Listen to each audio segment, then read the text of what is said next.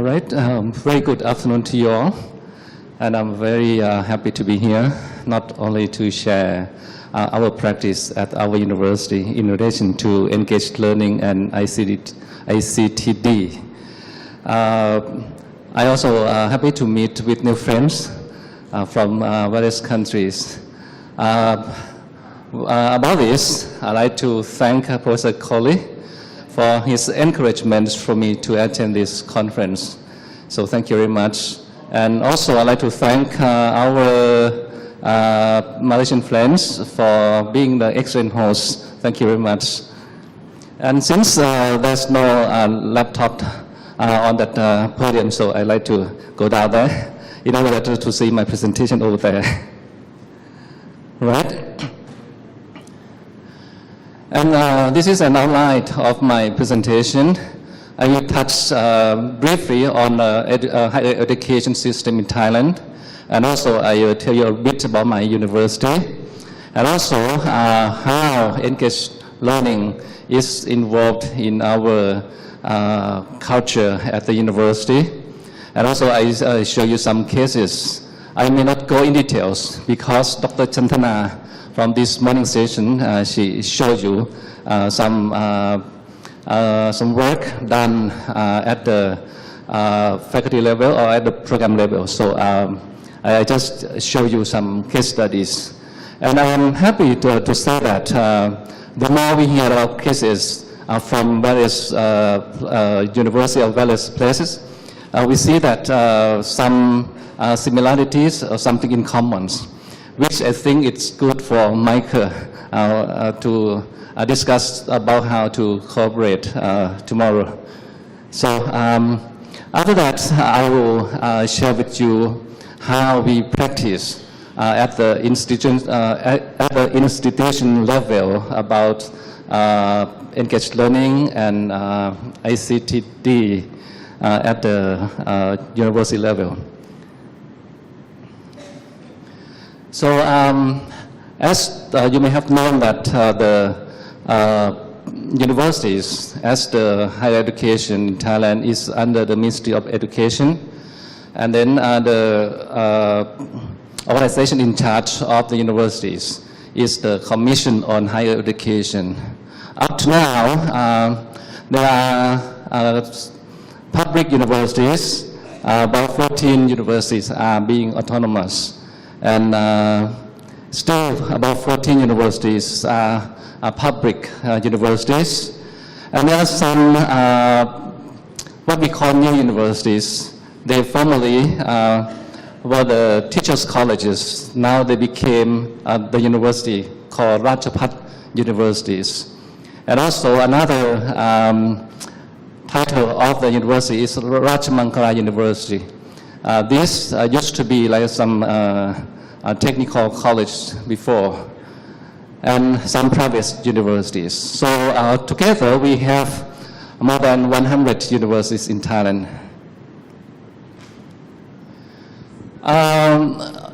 For the public universities, there are some classifications for individual universities. Like category A is the research universities. Category B, teaching universities, focusing on 4-year undergraduate programs, including community development. And our university is in this category.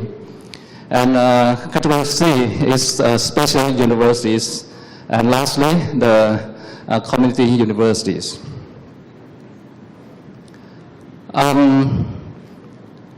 All universities now being accessed or being controlled, what we call by the quality assurance or the quality.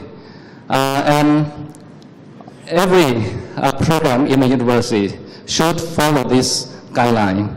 There are about 9 components to be followed, namely the philosophy, mission, objectives, and implementation of plan.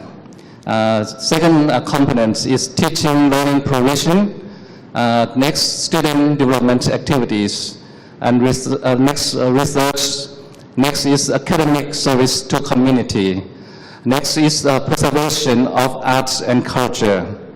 Next is administration or management. Next is quality system and mechanism. The last one is financial and budgeting. As you can see from the components in our quality assurance, you can see that component 2, teaching and learning provision, is something that we need to take a look for something like engaged learning. And component 3, student development activities. Also, this is one of the components that we need to take a look. And the red one, academic service to community. So this is the components that we need to practice. That's why every university must follow this practice. When take a look at in details, you can see that in each components there will be some indicators. As I mentioned, I will highlight just 3 components. On component 2, the teaching and learning provision, the indicators is like a student is the center for teaching and learning. That's the key for us to take into consideration. Component 3, student development activity. You can see that the indicators will be determining and evaluating on the activities and facilities provided for students. For example, IT. So IT is the facilities that the university should provide to support the student development. And component 5, academic service to community. As you can see, the indicators is like the system and mechanism developed for academic service to community to the requirements. So these 3 components, I think, will be related to what I'm going to share with you about engaged learning and ICTD. For the quality assurance, as we are aware that why we have to follow that, because we aim at the quality of our graduates who will establish and develop the knowledge-based and learning-based society in the future. And another factors that I think is important why we need to focus on engaged learning and ICTD. This is the student learning outcomes as stated in what we call TQF. TQF is Thailand Qualification Framework. And this outcome should be stated in individual courses. No matter what courses you teach, 5 outcomes should be demonstrated. The outcome of the learning includes ethics and moral, and knowledge, cognitive skills, interpersonal skills, and responsibility, numerical analysis, communication, and IT skills or IT application. So, like I said, and this morning, the friends from Kazakhstan, right? They mentioned that you put this also in the course for your student outcome, right? I'm wrong. If I'm wrong, I'm sorry. But at our university or in the Thai university should follow this. So because this is what they call the Thailand Qualification Framework. So as you can see they also emphasize the IT skill in that. And also when we talk about ethics and moral, I just want to point out that when we use the ICT, if we don't have the ethics or moral, we may use ICT in the wrong way. So this is the example.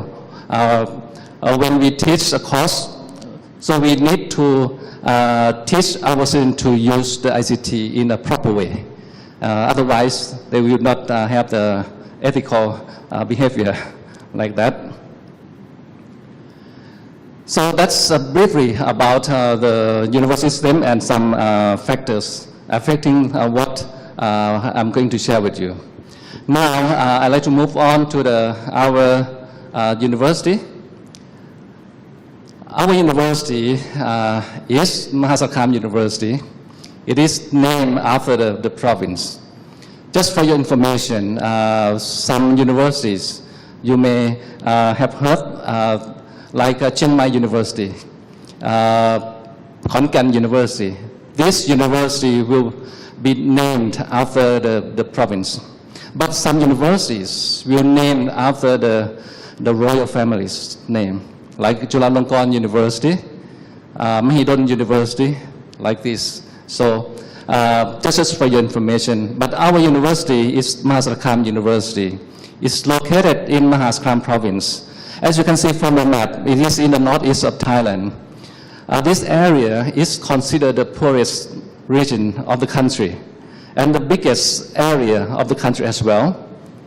And our university is right in the center of the northeastern part. It is about 475 kilometers from Bangkok.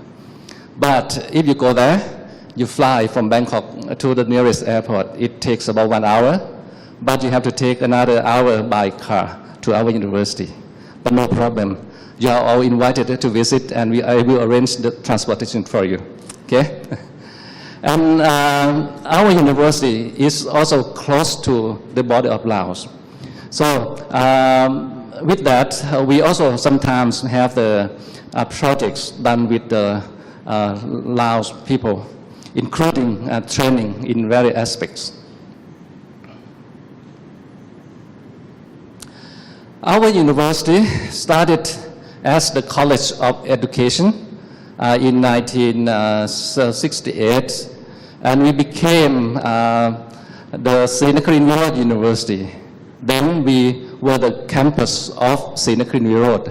The short name for Srinakharin Virod is SWU, similar to the presentation this morning.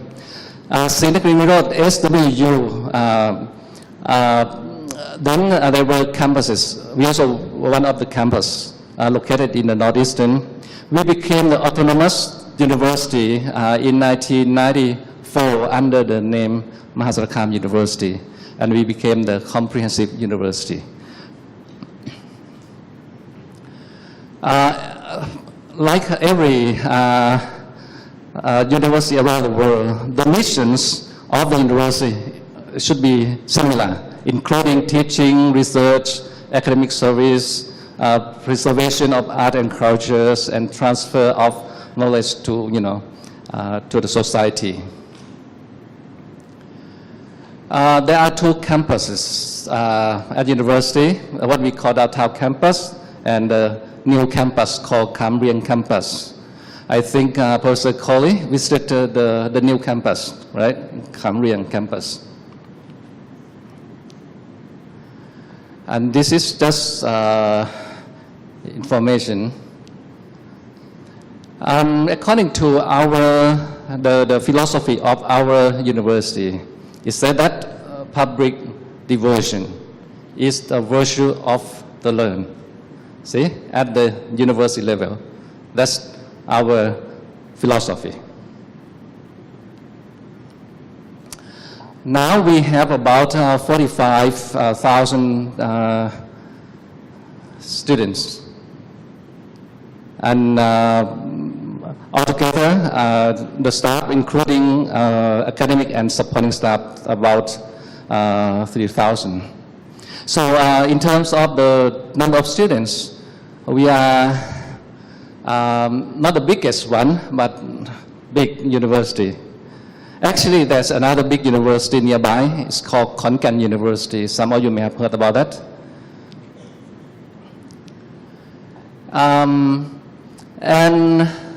in terms of colleges and faculties, there are about 20 colleges and faculties, including schools, together. And the faculties are categorized, are grouped into 3 clusters. First is the related to health science, which include Faculty of Medicine, Faculty of Nursing, Faculty of Pharmacy, Faculty of Public Health, Faculty of Veterinary Medicine and Animal Science. This is considered the health science.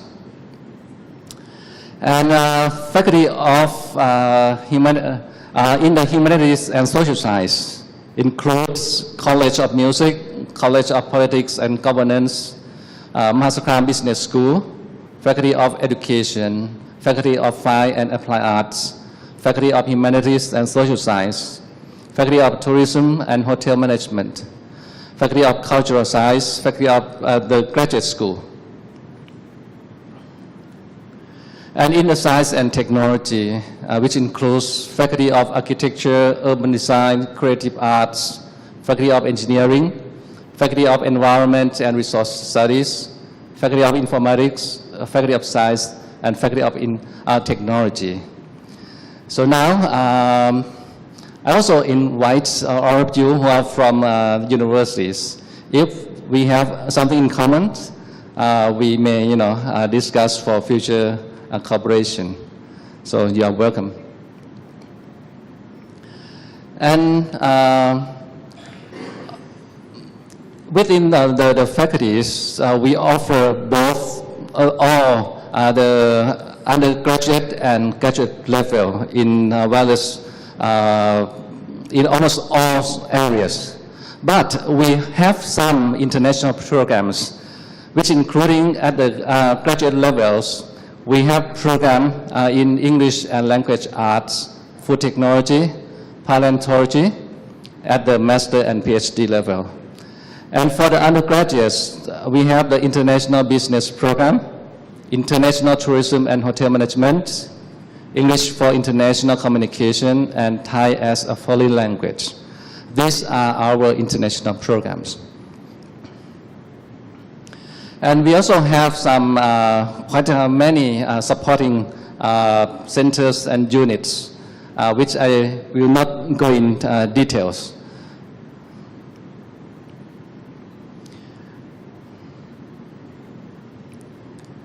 And also, in addition to our degree program, we also have the special program, which I also want to invite you. The first program is called Global Leadership Program. This program is offered to international students to come to our university, spend about 2 weeks. They may find transportation to join this program, but once they are at the university, everything is set for them free. So this is open to the international students, particularly to our partner students. However, international students, whoever wants to join the program, they can apply. For more details, please visit our website at the university website. Next program is called MSU Inbound Internship. This internship program will take longer. Students may spend 2 or 3 months with us. So we used to have some students from India and from other places for the internship at our university. The next is the Thai language preparation course for foreigners. This is particularly for, just for now, we have students from Cambodia under the patronage of our princess, Some students, they come to study at the junior high school. Some study at the bachelor degree. Some study at the master degree. But to prepare them for the language, they need to take this language preparation at our university. As I mentioned, that we offer the degree in paleontology, and that's only program in the country that offer this kind of degree. And I can share with you that nearby our university, there are 2 dinosaur museums, one located in Khon Kaen province, about 70 kilometers from our university. Another one is in Kalasin province, again, about 60 kilometers. So whoever wants to study about dinosaur, the fossil, come to our university. And there's another unique museum called Medicinal Mushroom Museum. Again, this is very important, and the princess visited once and she liked this. So come to our university, then you can visit this museum. That's quite brief about the university. Now I'd like to tell you a little bit about our faculty. Our faculty is informatics, and under the faculty there are 5 departments, including Department of Computer Science, Department of ICT, Department of New Media. Now they want to change to computer animation and games. And next, Department of Information Science. And last, Department of Communication Arts. You can see that why, the computer science, ICT, new media, and everything are together. The concept is everything related to information. From what I heard yesterday, somehow ICT computer is like a tool. Communication arts is the distribution of information. New media is like creating all kind of media, particularly nowadays, in digital format, things like that. And information science is like content management. So everything related to information. And we offer degrees at the undergraduate level, which includes Bachelor of Science in Computer Science, in ICT, in GIS, Geoinformatics, in New Media, and Bachelor of Art in Information Science and Communication Arts. We also offer the postgraduate MS in Computer Science, ICT, and New Media, Master of Art in Information Science, and PhD in Computer Science.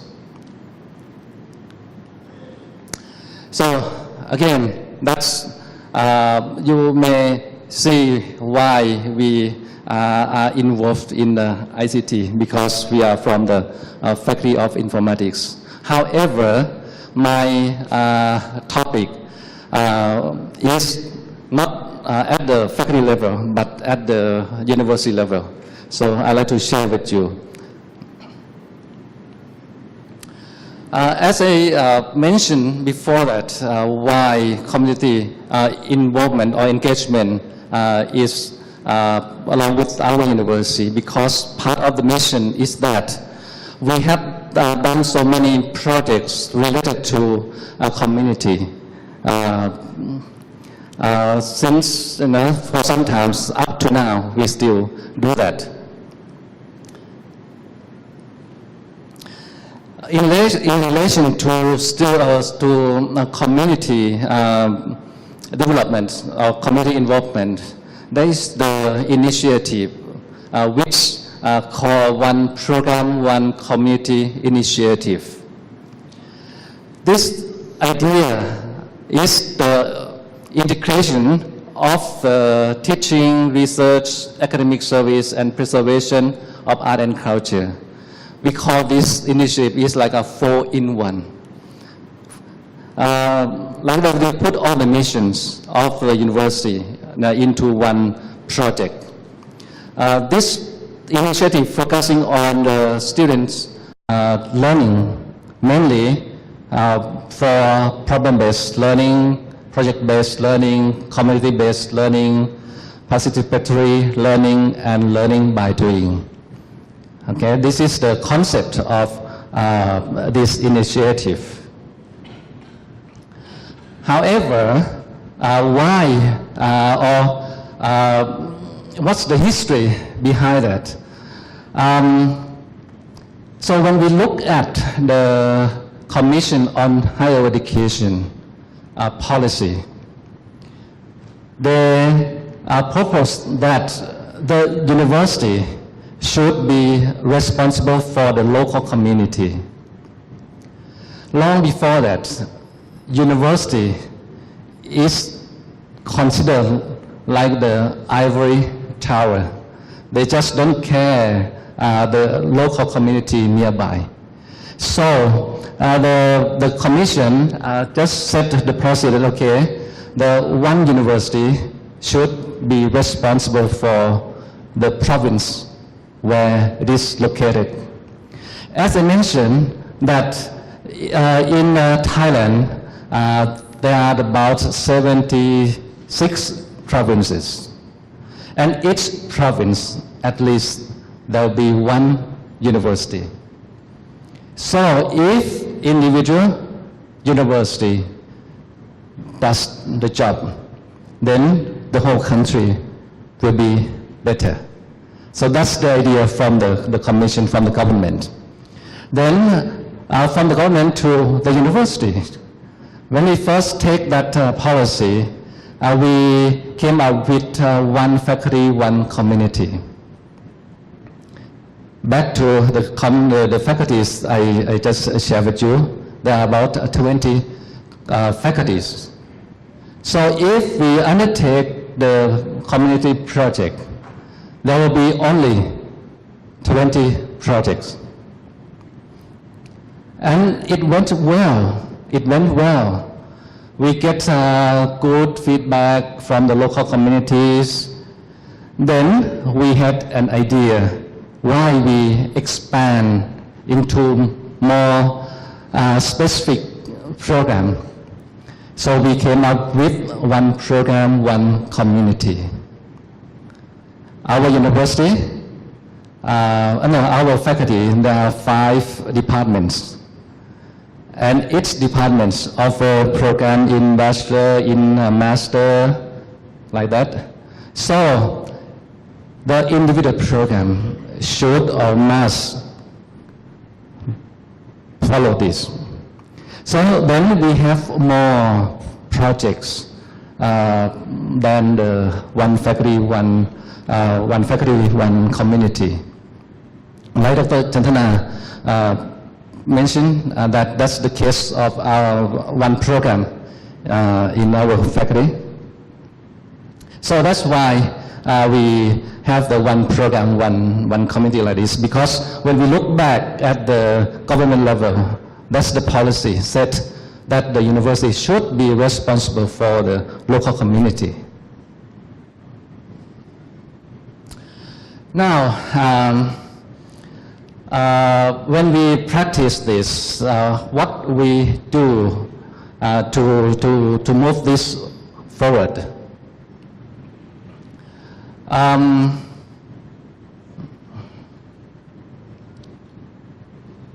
right. I'd like to start with ICTD. For ICTD, ICT for development. As I mentioned, there's the domain,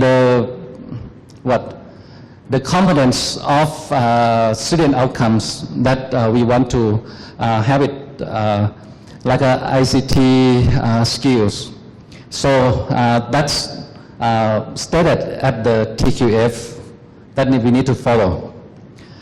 Next, as Professor from Hong Kong said that to study at the undergraduate level, there's the course called general education. Among those courses under the general education, there is the course, one course called ICT for lifelong learning. This is a composite course for the first year students. When they arrive at the university, they need to take this ICT course for their study. Once they are used to the ICT for their study, hopefully they can use ICT for their lifelong learning in the future. Right? This is the course that the student must take. Next, in addition to that, there will be what we call information literacy program offered by the university library. They developed online courses for students to learn about how to access, how to use ICT, to access to information, knowledge for their study. That's part of the information literacy program. And for the computer center, they also developed the ICT or computer literacy program. Again, online courses available for students. For the students who will graduate, they need to take the ICT exit exam. Just recently, this exam just developed recently, just to see to what extent our students have ICT knowledge. If they don't take, they need to study more from the computer website, from the library. They need to take, and they need to pass the exit exam. Right? So this is how ICT is part of our curriculum, our program at the university. And in terms of engaged learning, I'd like to share with you that we actually the way how students engage in learning can be different ways. But we just want to focus on that. So we developed one course entitled Student Development. This is one of the GE course. I was the one who developed this course. This course focuses on activities, not lecture, not content, but just focus on project-based, problem-based. They can come up with what they want to do, even in the university or outside university. And they can come with a project and get hands-on and get the result and report to us. So this is, and I think this is a good example of the course, and it is getting popular among students. And they like to come because they don't have to worry about lecture, just be responsible for the task given or assigned. And that course is related to what we call the student identity. When you see MSU, which is the short name of Mahasarkham University, for this, I just want to share with you. One time, I went abroad and met someone, and he came to me. Are you from Michigan State University? I said, no, from Mahasarkham University, Thailand. So we have the same short name, MSU. But we use MSU to symbolize student identity, which means M is for morality, S is for social responsibility, and U is unity. So you can see that minority social responsibility will be added into our student characteristics.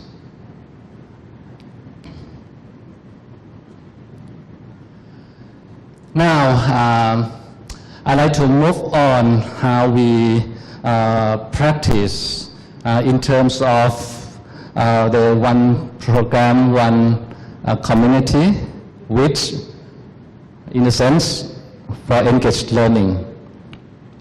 So what I call how we do that, and it's like the process. At the university level, there will be the committee, and Dr. Chantana is one of the committee for this. So the committee, actually headed by the president, our president, they will set the policies, what or where to go from there, what to focus. As I mentioned, that one of the focus is to put all the missions into one project, what we call 4-in-1. Each project should demonstrate the integration of this, and the result of the project should be shown in the course syllabus, in the, there should be some evidence to be assessed by, external assessor. So we have to follow this. Then there'll be the calling for proposal from the programs.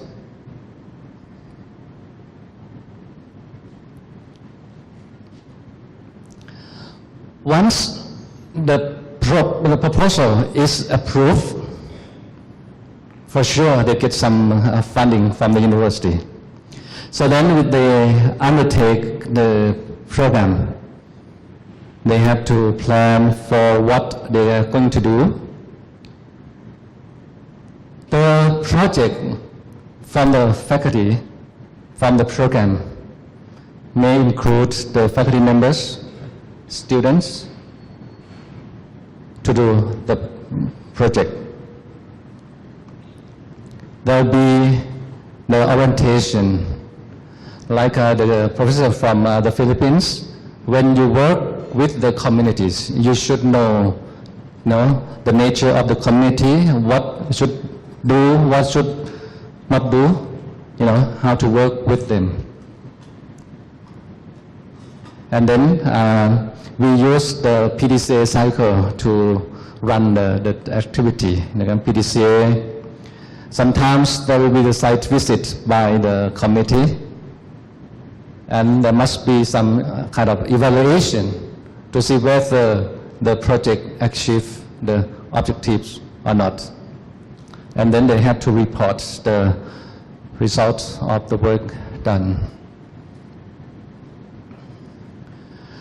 To do this, and according to, in relation to the question raised this morning, whether how sustainable for this kind of activity.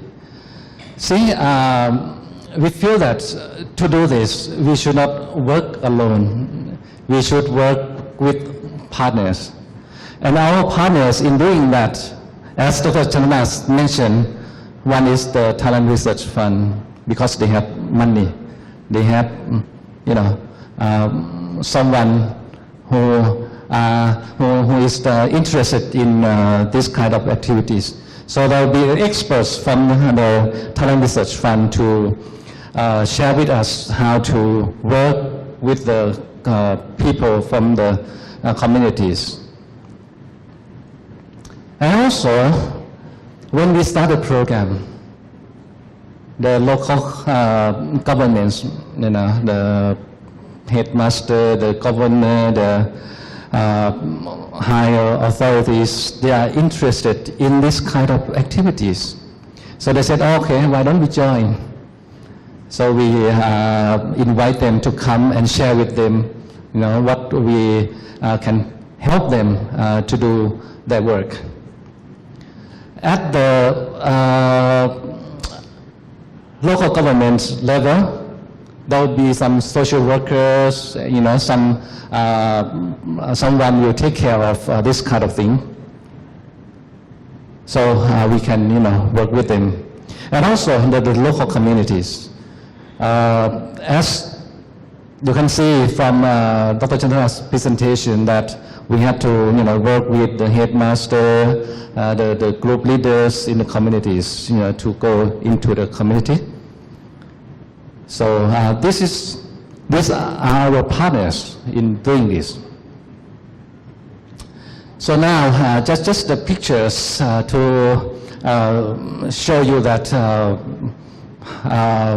from what I just mentioned, that how we work with the local, or work with the partners. Like this, we have an MOU with the Thailand Research Fund, for some period. By the way, right in the middle, on my right is our president, and next to him is the vice president for academic affairs.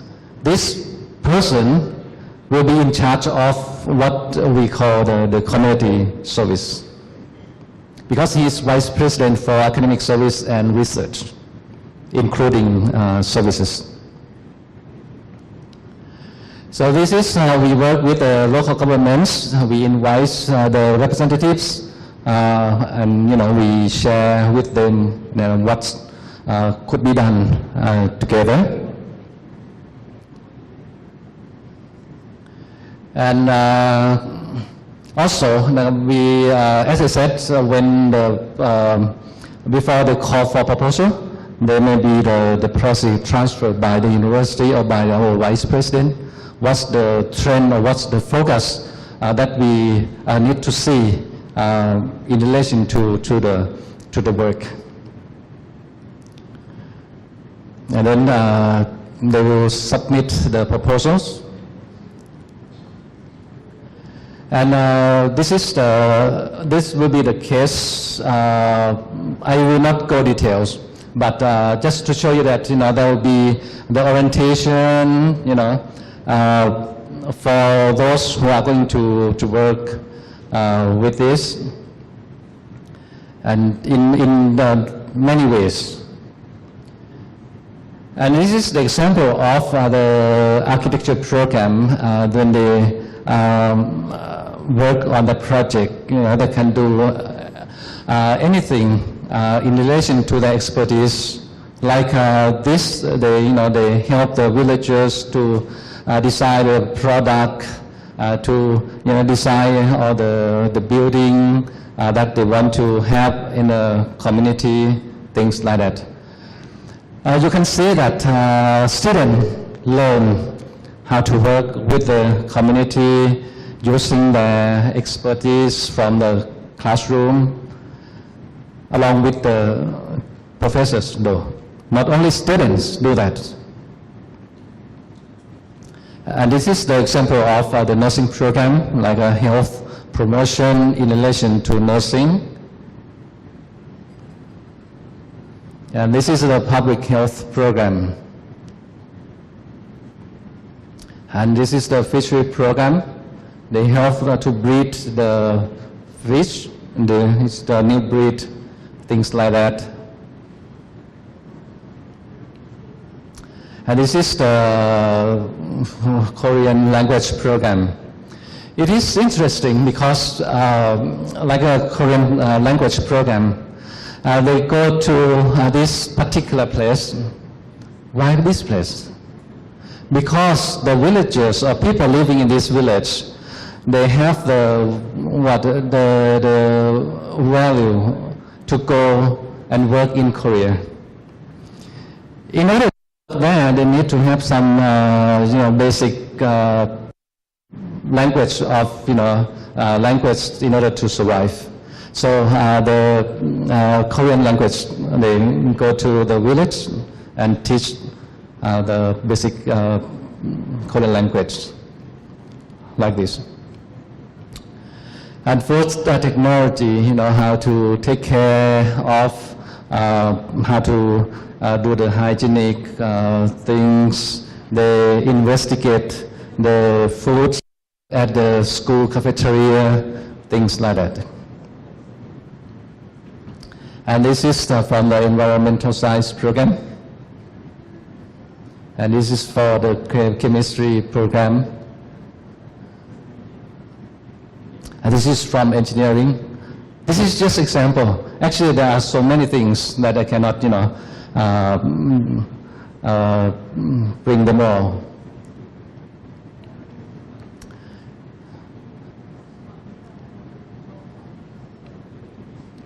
And actually, there should be more pictures for our informatics program.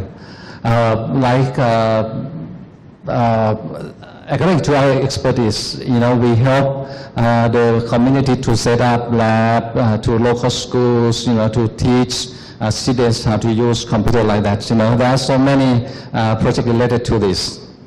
And in addition to this activity, as we are the faculty of informatics, just a lot of computers.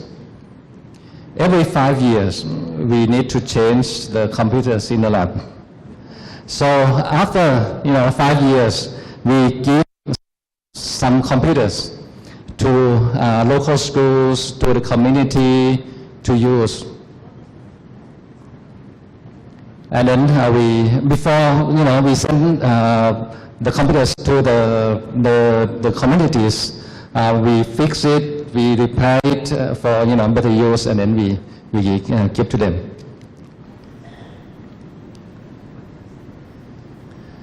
So, in conclusion, what we value of doing this, we believe that those who involved in the project can get direct experience from whatever disciplines they are in. Then they can share or reflect their experience, what they learn, what they gain, how they learn, how they gain. Is it good? Is it useful? Then what to use or what to carry on. And lastly, they can apply this experience or knowledge gained from work for their future sake. So, in terms of international institutionalization, I think it requires that universities should have the policy, procedures, and strategies to use the systems and structures to build innovative learning methods and curriculum. It also requires to ensure these programs are regularized and should become part of the regular curriculum. And it should showcase such activities to encourage the future generation to undertake such activities. It means that we should, encourage more young generation to do this. The university should support and encourage the knowledge sharing, group dynamics, and build into the curriculum. As you can be seen, once the students, they undertake the project, they have to share what they gain, what they learn. And as I said, according to the TQF, we need to summarize or take the key issue and put it in the curriculum. That will be the loop. That's why we call the 4-in-1 strategies. In teaching, research, academic service, and preservation, whatever done should reflect to the curriculum, in curriculum. And ICT is no more an independent discipline.